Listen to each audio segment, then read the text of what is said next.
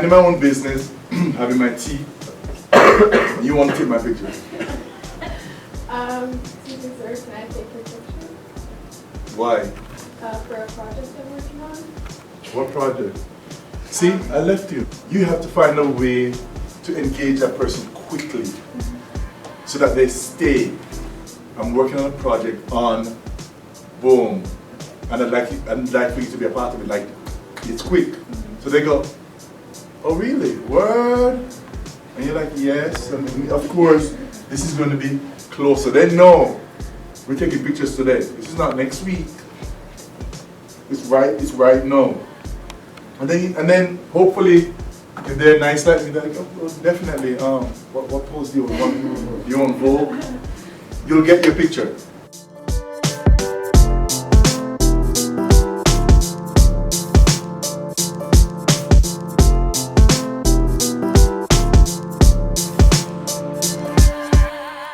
Gordon Parks has really influenced the way I look at photography now.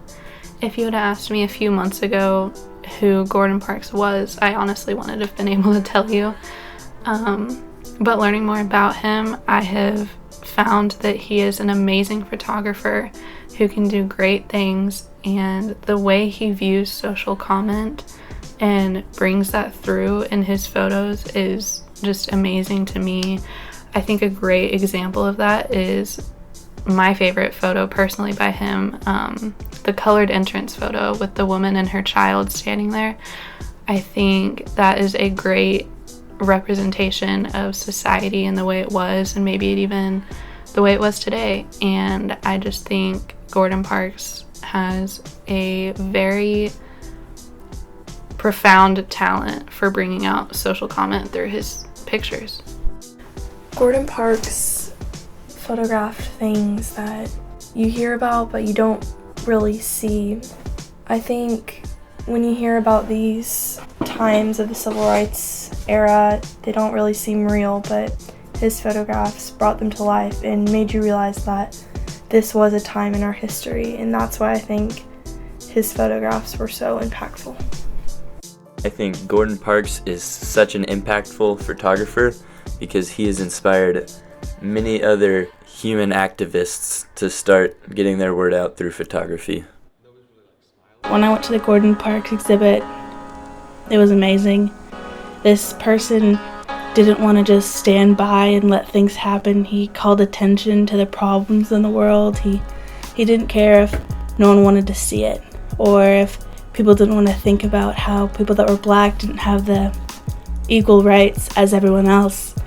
They called it separate but equal, but it wasn't equal at all. There's schools that didn't have anything. They looked like they belonged in the 1800s because they were black and they didn't get to have anything else. These kids and their families just look like they're from another time because it's so unequal. Gordon Parks brought light to it, and they were amazing pictures. He saw the problems and he wanted everyone else to see them too, because the more people that know about it, the more people that would not let it happen. And they had their backs turned to the everyday realities of what it was like to be colored in America.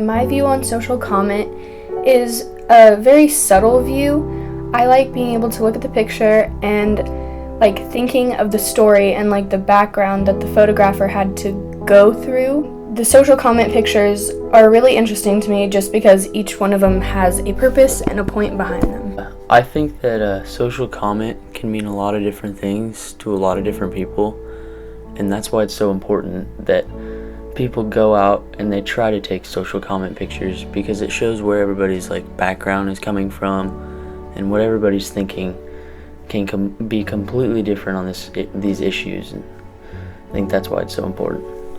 For a good social comment picture, I don't think it has to be a beautiful picture. I think it just has to show the truth.